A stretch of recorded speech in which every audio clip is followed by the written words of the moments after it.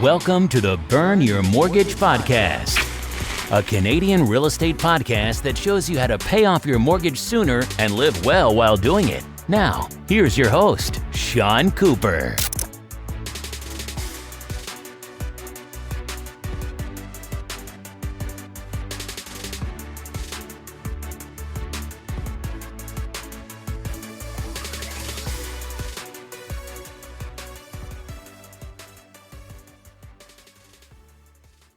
Welcome to the Burn Your Mortgage Podcast. I'm Sean Cooper, and it's great to be back for another episode. On today's show, I'll be talking to Alfonso Salemi. Alfonso was born and raised in Hamilton, Ontario. He learned the value of family and community while growing up. He was able to apply these same values when incorporating JAAG Properties, as well as use them for the foundation of every rent-to-own program. Alfonso started his first rent-to-own in 2014 and incorporated JAAG Properties the same year. Alfonso has been an essential partner in expanding JAAG Properties through many conferences and meetup groups. In my interview with Alfonso, we discuss what is rent-to-own and how does it work, the advantages and disadvantages of rent-to-own, and the importance of doing your own due diligence with rent-to-own. Without further ado, here's my interview with Alfonso Salemi. Hi, Alfonso. How are you doing today? Hey, very good, Sean. Very good. Great. Really excited to talk to you about rent-to-own. Yes, I'm very excited to be on your show, and I'm really excited to chat about it. It's one of my favorite topics, definitely, to talk about. So looking forward to sharing that with your audience today. Awesome. Well, let's get started then. Can you explain in your own words what rent-to-own is for any of the listeners who may not be familiar, and how does it work exactly? Yeah, for sure. So rent-to-own or lease option, and there's a few other names, but those are the two most common, basically is a program for somebody that can't qualify for a mortgage. For one reason or another, they've gone to either their bank or to a mortgage broker, and they can't qualify for, let's say, a conventional mortgage. That means either their down payment, their credit score, or their income didn't match, or a combination of those things didn't match what let's call them the bank is looking for. That's where we step in at JAAG Properties, and we help that client to bridge that gap. Okay, so they can't qualify for the mortgage today, but we're going to try to help them get on that path so that they can qualify in, let's say, most of the time, a 3-year period. Now, typically, it could be 2, it could be 3, it could be 4, even up to 5 years. But through the properties, through the projects that we've been associated with, the majority of the time, it's a 3-year period. Okay.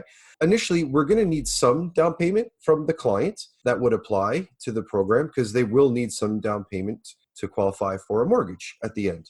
So we call that the initial option consideration at the beginning of the program. And typically $10,000 to $12,000 is what works for that. The other thing is they have to have a stable income as well too. So they have to have a job, they have to have employment. That's how they're going to pay for initially the rent-to-own program, but then eventually their own mortgage at the end of the program. So we talked about that, like the income, you have to have a job. Typically around the purchase prices that we're working in, you need income around, let's say, $65,000 to $70,000. That's a total family income of that amount. Okay. And then there's the credit score. So I know you, Sean, as a mortgage broker, are very familiar with credit score. That's I like to call it like the Loch Ness monster, or the Bigfoot. And for those Canadians out west that are listening, the Ogopogo that I learned out in Kelowna, BC, is that the credit score and how it's made up. Right. And that's what we really try to focus on throughout our program, is work with those clients to help better understand it, utilize their credit properly, and essentially qualify for a mortgage. So with those 3 things throughout the program, that's how we help them to get to home ownership. Great. And that was wonderful. They explained how it works. I just had a couple more questions. So could you explain how the rent works? Because it's my understanding that when you're paying the rent as a tenant in the rent-to-own process, some of your money is going towards rent, but another portion is going towards building up your eventual down payment. Could you explain how that works? Absolutely. And we talked about the initial option consideration. So let's call that their deposit / down payment that they have today. At the end, we're trying to get them to have a 10% down payment of their future purchase price, which is predetermined. Okay, so let's just use a fictional number of $400,000. Okay, so that's going to be the future purchase price that they buy at. Okay, so they're going to need $40,000 at the end of their program. If they have 20 today, okay, that's their initial option consideration that we talked about. That means that they need to save up another 20 over the period of the program. So that portion, let's call that roughly 550 or so dollars, that portion of their rent is their down payment savings. They call it the forced down payment savings to get them to that 40,000 mark. And then the rent, well, like anybody can jump on a mortgage calculator and you go and buy a house at a certain price, you're going to have certain covering costs, the principal, the interest, and taxes and insurance, right? So that those two numbers combined is how their monthly rent works, building up the down payment. Great. Thanks for explaining that. And my second question was, who is it ideal for rent to own? Some people that have issues qualifying for mortgages are self-employed individuals, which more and more Canadians are becoming with each passing year, as well as people that might have credit issues that perhaps filed for bankruptcy or a consumer proposal. So would rent to own work for those categories of individuals there? Absolutely. And I could kind of click on, what is that? Option D, all of the above. And a few more as well too that I'll talk about is, yeah, that their credit score has been impacted or negatively in the last little while, right? If that's high amount of credit card debt, or let's say school debt, or not paying your payments on time, all those types of things that negatively impact your credit score, which again, I implore the people that are listening to this is to go and learn about their credit scores. What are the good things and the bad things you can do about that? But yeah, absolutely. We've worked with people that are self-employed, and there's hairdressers, bartenders, all types of different trades that they don't claim their income properly. They are actually making it, and God bless them, they are, but they're not claiming it properly because they're scared of, the tax man, let's call it. There is rules that the Canadian country of Canada, the government, the banks, the lenders all work within, that if you're not claiming enough, then you're not going to get the mortgage. That's essentially the rules that they've made. And if I was the banks, I would like to have some proof too. If people are paying me back, I'd like to see that they are actually making that, right? Because you wouldn't lend out money to somebody that doesn't have a clear path and understanding on how they're going to pay it back, would you?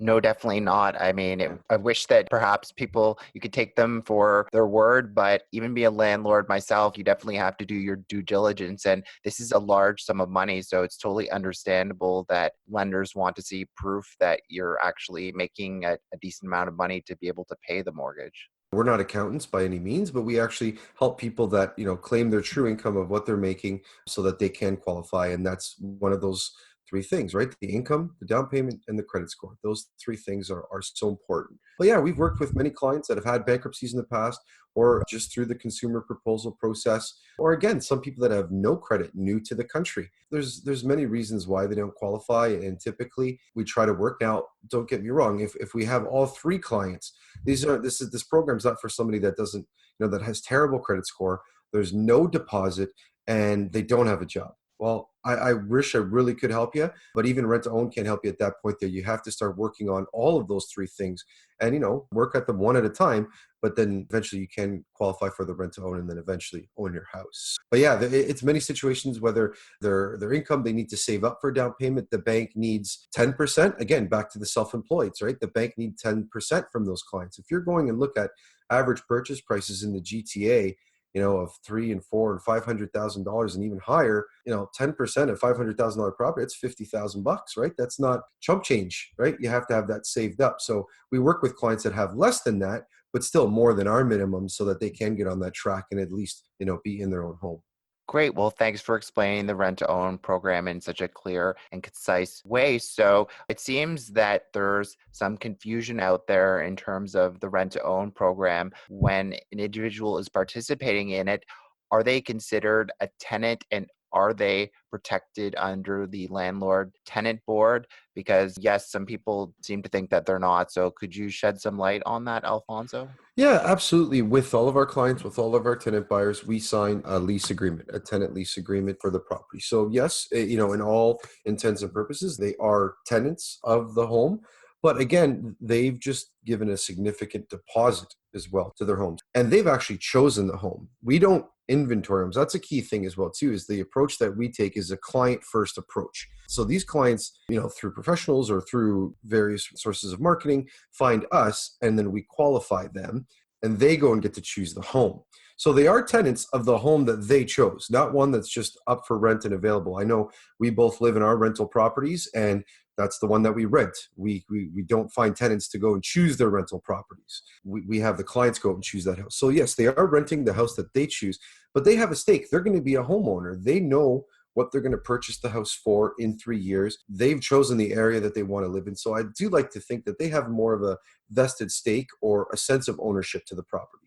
Now, before we buy the property that they choose, we want to make sure it's in good repair. We always do a home inspection. 100% of the time, there's always a home inspection by a certified home inspector to look at the common things that can go wrong or issues in any home, even brand new home, brand new build, and really take the time to educate, especially if the client's never owned a home before. I know before I moved out of my parents' house, I didn't know too many things about operating a house. It just kind of happened. My dad or grandfather would just take care of it. But then as I owned my own home, I was like, oh, wait, all these different things. I need to change the furnace. I need to turn off on water, those type of things, where the electrical panel is if something pops. So that's what we use as an educational piece for our clients to learn about the house.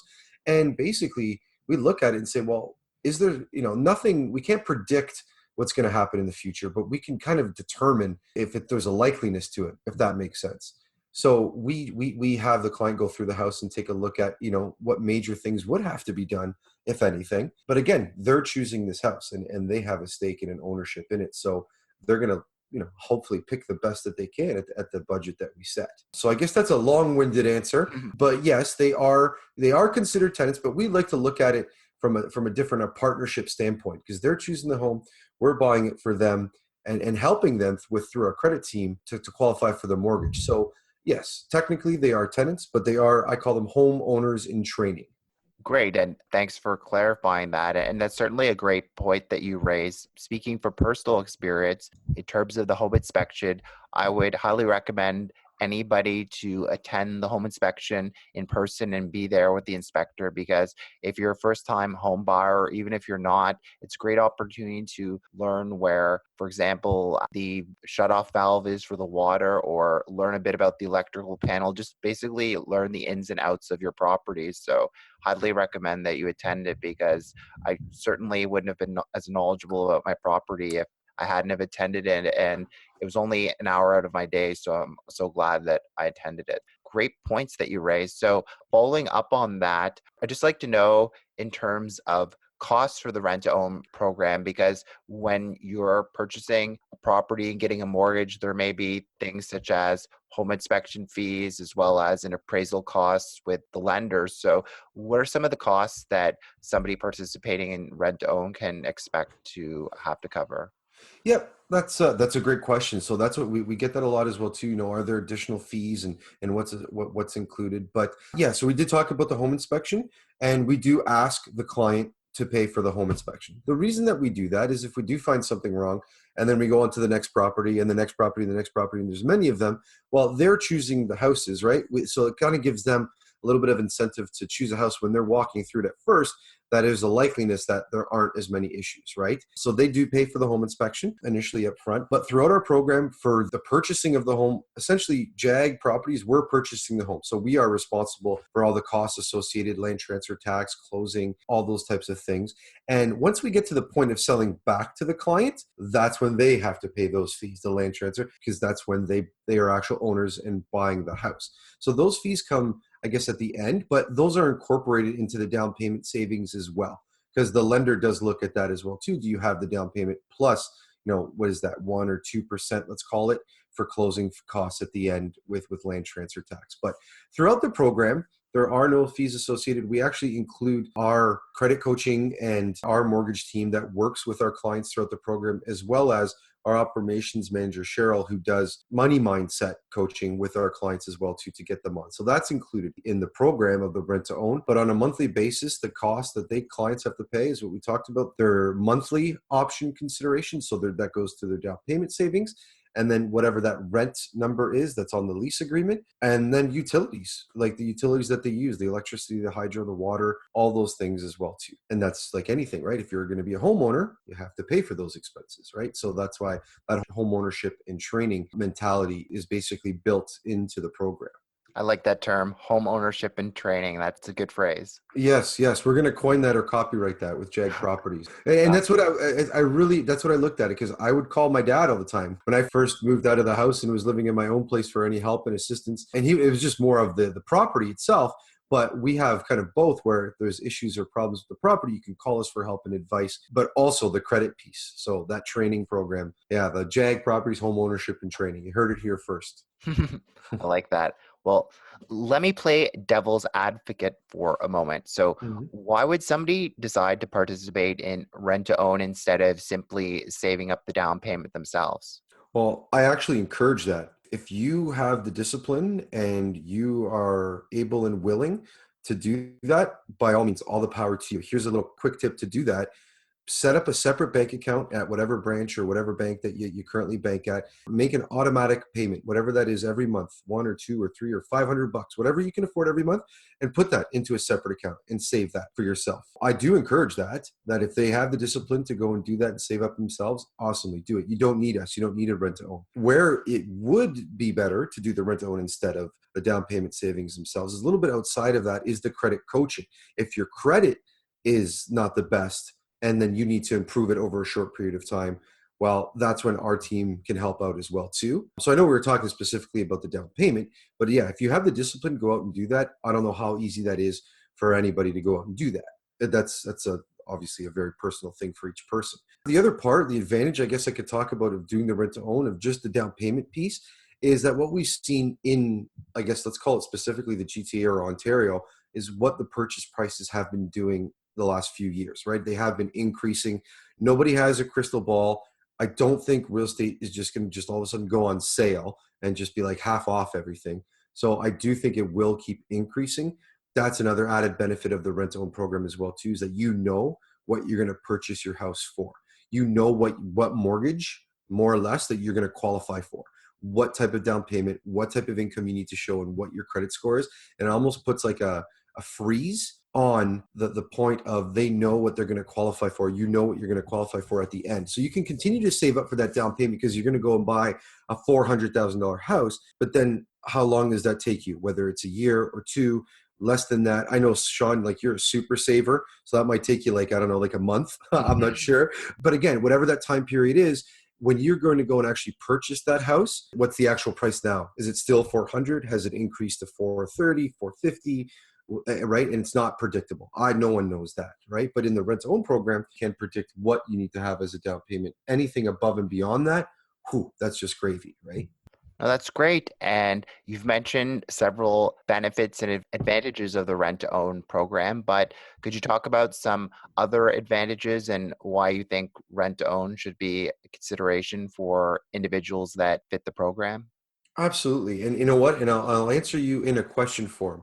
So the tenants in your rental, if they wanted to decide to change the kitchen and put in new cabinets and all that kind of stuff, right? I guess you would be happy, but are they quote unquote like allowed to? Well, I guess they could go ahead and do it, but I wouldn't be so happy if they do major renovations to my house. And I think I'd notice people coming into my house to work on it. But yeah, they're technically not allowed to do something like that.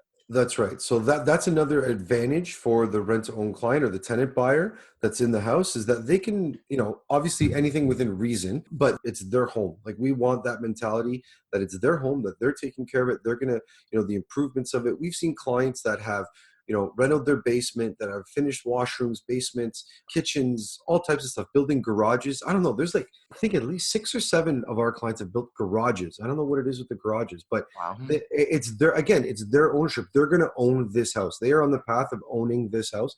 They're going to buy it. So that's the advantage, is that they can do those rentals, or if they're handy themselves, right? They can do those things and add value, so that when they actually do buy the house back at the end, they're actually building equity into the home as well too. And above and beyond with the price that we're going to sell back to them, if it's more improved, that's more money in their pocket at the end of the program. For a quick example, a recent property that we just sold back to a client in London, Ontario, the gentleman did extensive renovations. Like, he had friends that were trades. He was familiar with stuff. And anytime that there's like electrical or carpentry, we do recommend and actually require that, it's a licensed tradesperson doing that. Like, we don't want Uncle Sparky messing with the electrical, right? We don't want anything to happen in that sense. But anyway, he did a fantastic job of renovating this property, updating it, and he bought back at a certain price. And essentially, when we actually did the appraisal, or he, I guess at this point, did the appraisal for his mortgage, he had about $120,000 of added equity into his house. Wow, that's So, amazing. yeah. So if that's not an advantage of doing the rent to own for the client, that you can't qualify today, and then, at the end, I'm not promising that to everybody, obviously not, but still, like, that's a great scenario where $120,000 of equity, that is so much power. And he understands what to do with it now after 3 years of going through and understanding what his finances and credit means, right? So that's, I think, for advantages, there's a whole list of them, but that for sure is the credit education part as well too. I don't know, we're probably around the same age going through school.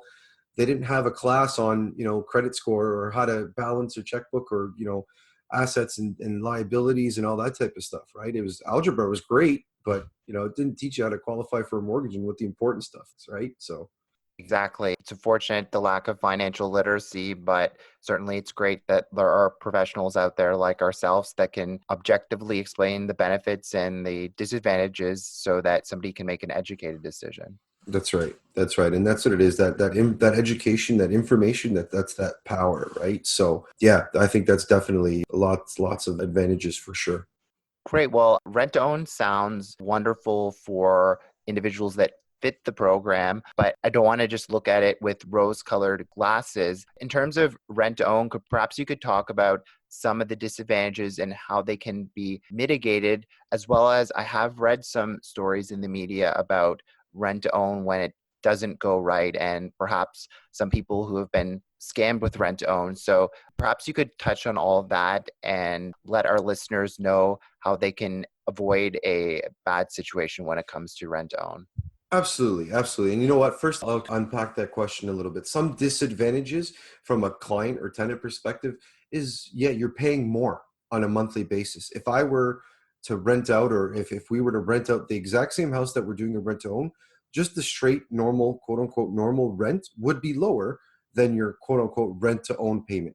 But why is it lower? Because there's no down payment savings. You're never going to go own that house, right? So that's one disadvantage, is that the payment is maybe higher. But again, you're getting credit for that payment at the end when you qualify for your mortgage, right? An incentive to qualify for your mortgage. I guess if you want to call it a disadvantage, but again, we talked about that. Why we do the inspection ahead of time and try to look at whatever issues there are with the specific property. But any maintenance to the property is the client's responsibility as well too. Now, if you want to be a homeowner, is that a disadvantage or an advantage? You get to fix that the way that you want, not relying on a landlord, I guess, to fix it in their way. It's your responsibility, right? In the same way that I own my house, if the toilet leaks, I'm calling a plumber. I don't call a landlord, so that could be a disadvantage. But that comes with home ownership. That's just not about rent to own. So for the disadvantages, and yeah, the negative stories, or the things that you hear in the media about rent to own, or other people talking about rent to own, one, I think, is just a lack of education and a lack of understanding of it. So that's why I want to personally thank you, Sean, for having me on your podcast and allowing that platform to explaining it to as many people as we can. That's like, feels like a life goal. Like, I'm the guy like clapping his hands and screaming about rent to own. So because My pleasure. I'm happy to have you on to explain it to our listeners, because yes, I've had so many questions about it over the years. For sure, for sure. And the negative stories do come about when, let's call it a rent-to-own provider, or even a person saying that they operate, or they do, quote unquote, do rent-to-owns.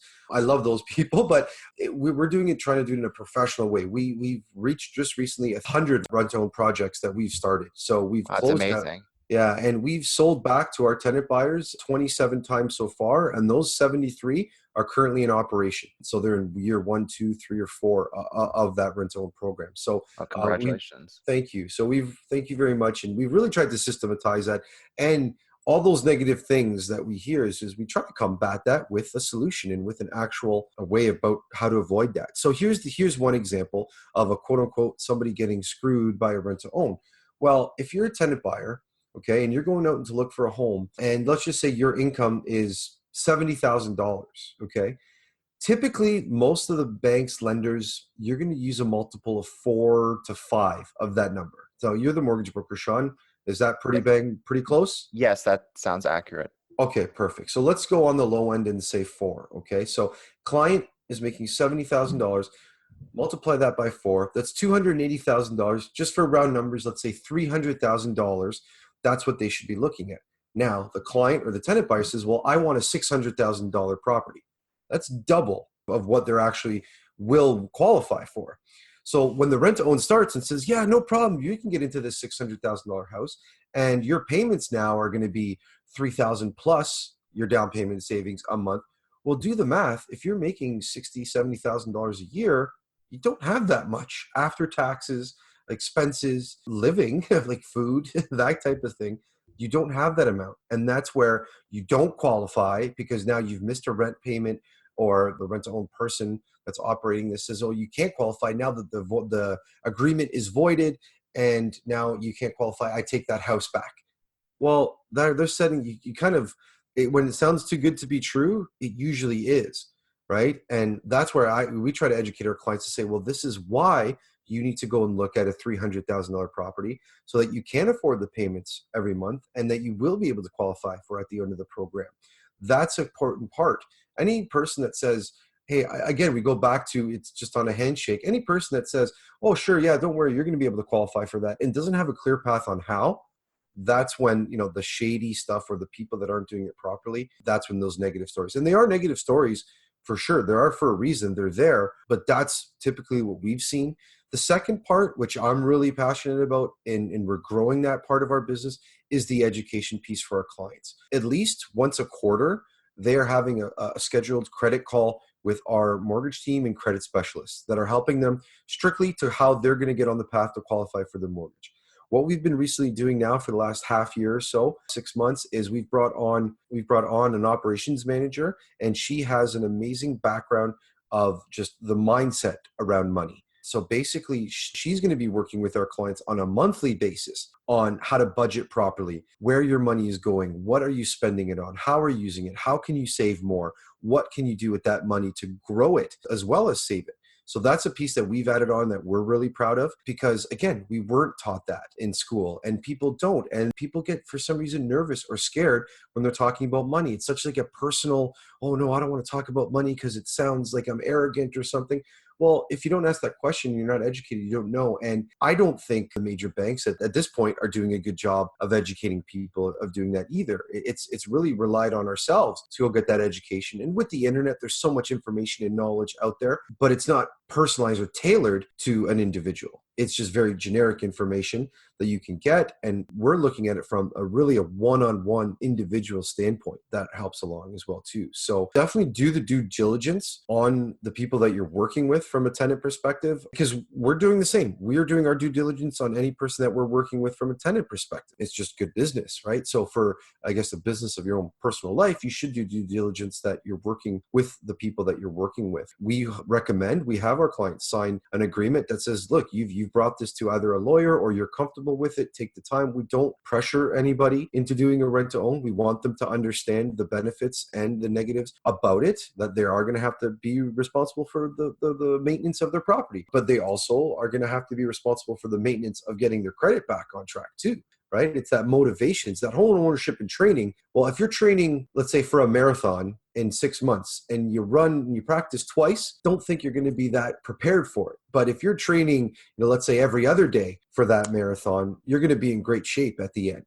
And you're going to run that and who knows, win the race. But at the end of the day, you're going to get to that finish line of getting that mortgage. So a lot of it does come back on the client as well too, to that they're training to do that. Yeah, the negative stories are going to be out there. I'm sure you could Google negative stories just about anything, like Disney. Somebody had a bad time on Disney and it's the happiest place on earth, right? But it really comes down to the due diligence and the trust between who you're working with and the clients, and really like you said, taking off the rose-colored glasses. And if it does sound too good to be true, it more than likely is. And I'm an optimist by all means, but really, really do your homework on who you're working with and have a clear path of what if and what if and what if, and get those questions answered. And the people that don't want to answer those questions, be careful. We love answering those questions because we've seen that, like I said, with 100 and now more that we're doing, we've been there, we've seen different scenarios of all different types of people, and we really want to help them qualify and get them on the path to home ownership. That's some great advice. So thanks again for sharing that with our listeners. And yes, it's been wonderful having you on the show today. Before I let you go, is there anything of interest that you're working on that you'd like to share with our listeners? Absolutely. If you haven't been on our website yet, check it out. As of beginning of this year, kind of relaunched our website and put some videos and some education pieces on there. So it's www.jaagproperties.com. That's JAAG properties.com. Yeah, definitely get on the website, check us out. If you have questions, reach out. We want to talk about this more and more. There's a great video on there that explains the program. And yeah, after listening to this podcast and watching that video, give me a call. Love to talk more about how we can get them on the path to home ownership as we continue. And it kind of slipped out. You might have heard it, but I said 1,000. That is the goal. We don't know when yet, but we're at 100. So we got to get to 1,000. So yeah, join us on that journey. And Sean, again, thank you so much for having me a guest on this podcast. I truly appreciate it and look forward to working together. As Alfonso mentioned in the podcast, if you're interested in learning more about rent to own, feel free to reach out to Alfonso directly and let him know you heard about his services from the Burn Your Mortgage podcast. You can get in touch with Alfonso by email at alfonso@jaagproperties.com or by phone for a free no obligation consultation. And I've included links to his email address as well as a link to book a phone call with Alfonso in the show notes. Thanks for listening to another episode of the Burn Your Mortgage podcast. Besides being a podcast host, I'm also an independent mortgage broker. If you or anyone you know, family, friends, coworkers, or neighbors could ever use any unbiased mortgage advice or a second opinion, feel free to reach out. Email me at Sean, that's SEAN, at burnyourmortgage.ca, or call or text me at 647-867-3711 for a free mortgage consultation. Also, be sure to head on over to www.burnyourmortgage.ca and sign up for my free weekly newsletter. As a small token of my appreciation, you'll be able to download my ultimate mortgage checklist on choosing the perfect mortgage. I look forward to hearing from you and helping you with all your mortgage needs. Once again, thanks for listening. You've been listening to the Burn Your Mortgage podcast. Don't forget to subscribe on iTunes and leave a rating. Until next time, happy mortgage burning.